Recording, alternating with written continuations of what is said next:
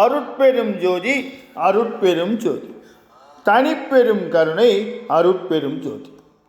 கடந்த 2 நாட்களாக ராமலிங்கம் அடிகளார் சன்மார்க்க கொள்கைகளை பற்றிய தெளிவான விளக்கங்களை கொடுத்த நிகழ்வுகளை பார்த்தோம். வாருங்கள் தொடர்ந்து பார்ப்போம்.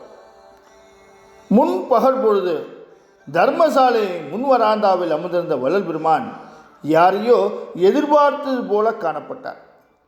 பெருமானின் பார்வை அடிக்கடி வீதியின் கோடிக்கு ஓடி திரும்பிக் கொண்டிருந்தது.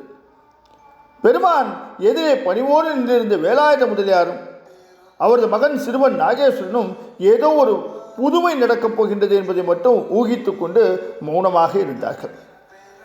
அப்போது பெருமான் திடீரென்று வேலாயுத முதலியாரை பார்த்து புன்னகைத்து, பெரும்புலவரே, இன்னும் சற்று நேரத்தில் என்னை பார்க்க ஒரு மேதாவி வரப்போகின்றார்.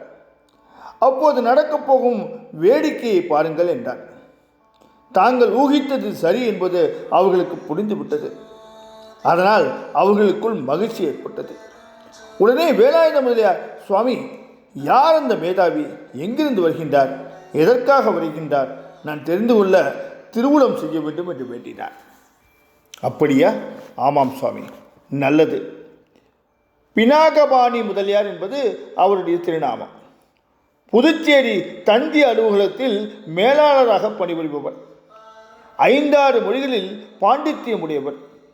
எனது மொழியறிவை பரிசோதித்து புத்தி சொல்ல வருகின்றார் என்றார் மெல்ல சிரித்தபடி பெருமான். அது கேட்டு வேலாயுத முதலியாருக்கு வருவோர் மேல் கோபம் வந்துவிட்டது. புத்தி சொல்ல வரவில்லை சுவாமி, தங்களிடம் புத்தி பெற்று போகவே வருகின்றார், வரட்டும் வரட்டும் என்று கோபம் அடைந்தார்.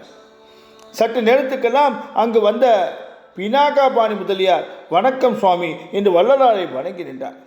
பெருமான், வந்தனம், வாருங்கள், இப்படி அமருங்கள் என்று அவரை வணங்கி வரவேற்று உபசரித்தார். பினாகபாணி முதலியார் பெருமான் எதிரே அமர்ந்தார். அவரிடம் பெருமான் ஏதும் அறியாதவர் போல, தாங்கள் இங்கு வந்த நோக்கம் யாதோ என்று கேட்டார். அதற்கு பினாகபாணி முதலியார், எனக்கு மொழியியல் ஆராய்ச்சியில் ஆர்வம் உண்டு, அதில் சில சந்தேகங்கள், தங்களை கேட்டு தெரிந்து கொள்ளலாம் என்று வந்தேன் என்றார். அவரது பேச்சில் சூது மறைந்திருந்தது.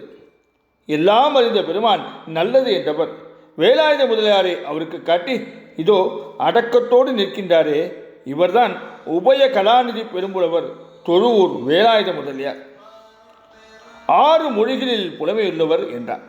அப்படியா, மகிழ்ச்சி என்ற பினாகபாணி முதலியார், வணக்கம் பெரும்புலவரே என்று வேலாயுத முதலியாரை வணங்கினார். வணக்கம் ஐயா, பதில் வணக்கம் செய்தார் வேலாயுத முதலியார். அடுத்து பெருமான் நாகேஸ்வரனை காட்டி, இதோ நிற்கின்றானே சிறுவன், இவன் பெரும்புலவரின் மகன், பெயர் நாகேஸ்வரன், 5 வயதுதான் ஆகிறது. அதற்குள் பாருங்கள், 6 மொழிகளில் இவனுக்கு பாண்டித்தியம் வந்திருக்கின்றது என்று வியந்தவராக பினாகபாணி முதலியாருக்கு அவனை அறிமுகம் செய்து வைத்தார். நாகேஸ்வரன் உடனே பணிவோடு வணக்கம் ஐயா என்று அவரை வணங்கினார். பெருமான் நாகேஸ்வரனை பற்றி கூறியதுமே ஆச்சரியப்பட்டு மறுகணம் பயத்தால் நடுங்கத் தொடங்கிய பினாகபாணி முதலியார் தனது உள்ளுணர்வையும் நடுக்கத்தையும் வெளிக்காட்டிக் கொள்ளாமல், வாழ்த்துக்கள், நன்றாக இது என்று அவனை ஆசீர்வாதம் செய்தார்.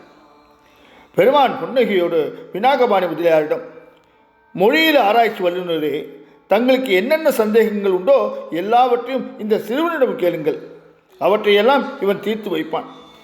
தங்களுக்கு தெரிந்த எந்த மொழியில் வேண்டுமானாலும் வினாவலாம், கேளுங்கள் என்று அவரிடம் சொல்ல, அவ்வளவுதான். அக்கணமே பினாகபாணி முதலியாரின் பொய்யான இயல்பு நிலை போய் அவருக்குள் அச்சம் எழுந்தது. உடம்பு விடவெடுத்து நடுங்கியது. பதறி எழுந்தார்.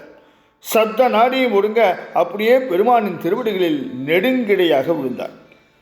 பெருமான் உடனே பதட்டத்துடன், பண்டிதரே, என்ன காரியம் செய்துவிட்டீர்கள், எழுந்திருங்கள் என்றார்.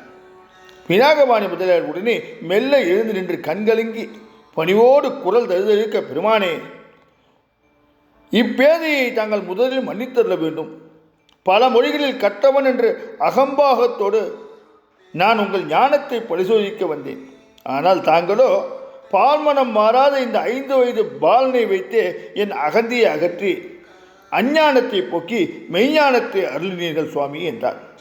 வள்ளல் பெருமான் அதற்கு அமைதியாக, பினாகபாணி முதலியாரே, கற்றது கைமண் அளவு, கல்லாதது உலகளவு என்பதை தாங்கள் உண்மையாக உணர்ந்திருந்தால் கற்ற கர்வம் கண்களை மறைத்திருக்காது, அகந்தை தங்களை ஆட்டி படைத்திருக்காது, இருமாப்பு இதயத்தை ஆக்கிரமித்திருக்காது என்றார்.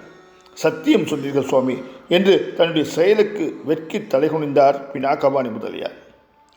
அப்போது வேலாயுத முதலியார், கலைமகளே இன்னும் கற்றுக்கொண்டிருக்கின்றாள் என்று சொல்வார்கள் என்றார்.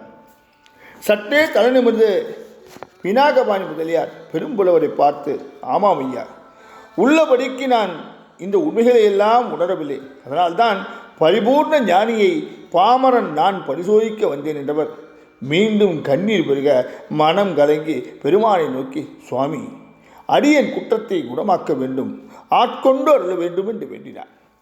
பெருமான் அவரிடம் பேரருள் கொண்டு, நல்லது, ஆனந்த நடராஜ பெருமான் அனைவருக்கும் அருள் செய்வான். எங்களோடு பூஜை முடித்து உணவு உண்டு தாங்கள் சற்று ஓய்வு கொண்டு மாலை ஊர் திரும்பலாம் அல்லவா என்று அன்போடு கேட்டார். அதனால் பெரிதும் மகிழ்ச்சியடைந்த பினாகபாணி முதலியார், அங்கனமே செய்யலாம் சுவாமி என்றார் பணிவோடு. சரி, வாருங்கள், பூஜைக்கு போவோம் என்று அவர்களை அழைத்த பெருமான் எழுந்து சாலைக்குள் சென்றார். உத்தரவு சுவாமி மூவரும் பெருமானை பின்தொடர்ந்தார்கள். தொடர்ந்து வள்ளலாரின் நிகழ்வுகளை நாளை உரையில் நாம் தொடர்ந்து பார்ப்போம். அருட்பெரும் ஜோதி, அருட்பெரும் ஜோதி, தனிப்பெரும் கருணை, அருட்பெரும் ஜோதி.